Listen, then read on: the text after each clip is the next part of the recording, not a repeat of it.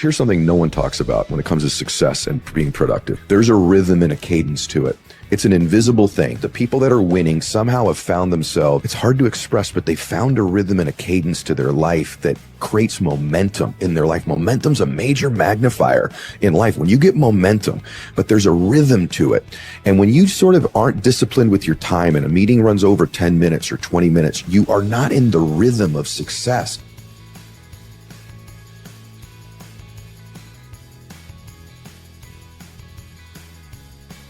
And when you're around people that possess that rhythm, you feel it. And it isn't demeaning when they do it. There's a graciousness to it and a respect you have. The higher you climb, there's all this other stimulus happening in your life, right? So if you don't create those constructs now, when you get to a point where like you get the things you want in your life, the demands on your energy and time only increase.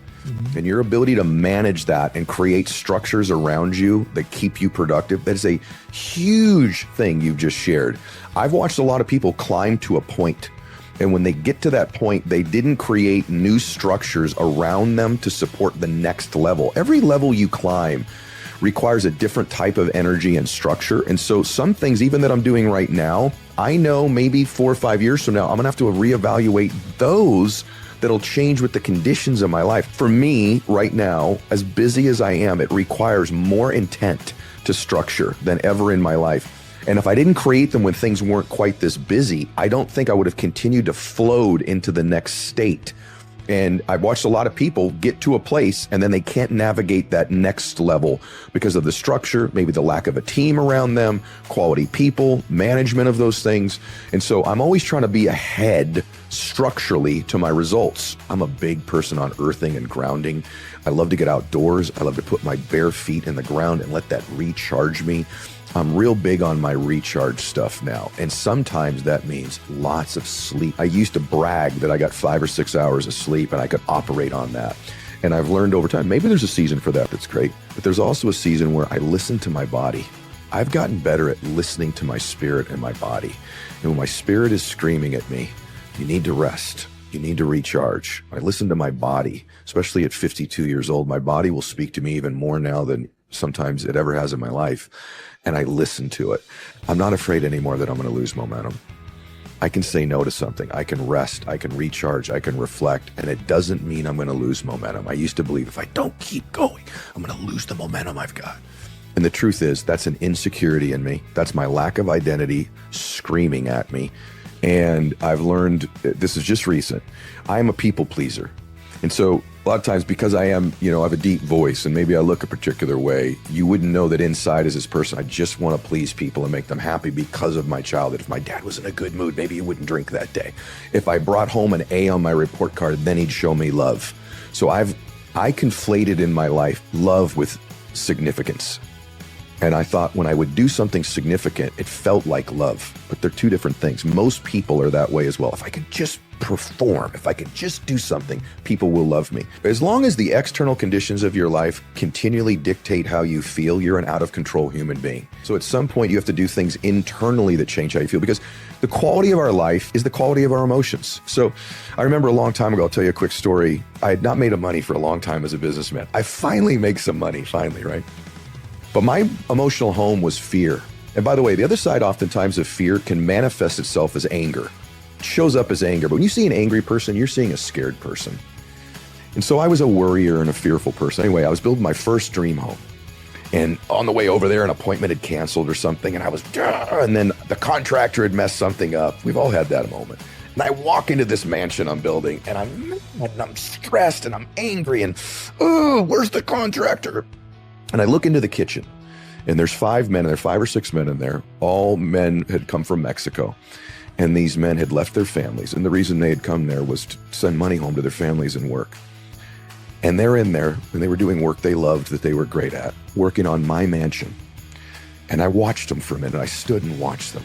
And they had their mariachi music playing, and they were laughing and joking and blissful, and also doing work they cared about, that mattered, that they were great at. And in that moment, I stepped back, and I almost out of my body, I went, if life is the quality of your emotions, they're kicking my tail.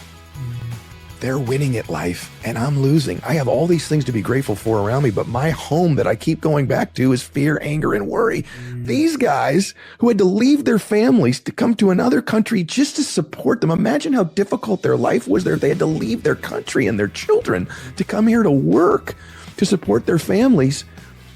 And they're joyous and blissful and doing work that matters to them and that they're great at.